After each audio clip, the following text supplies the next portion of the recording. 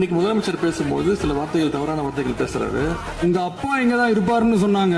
என்ன தேடிக்கிட்டு இருக்கேன். எங்க உங்க அப்பாவையா காணோம்? உங்க தைரியம் தான் சொல்லுங்க, நாங்க அதெல்லாம் பேஸ் பண்ண தயாரா இருக்கோம். இப்பவும் சொல்றேன், மக்கள் பணத்துல இருந்து ஒரு பைசா கூட தொடமாட்டோம், தொடவும் விடமாட்டோம், தொட்டா விடமாட்டோம், இதுக்கு முன்னாடி தொட்டவங்களையும் விடமாட்டோம்.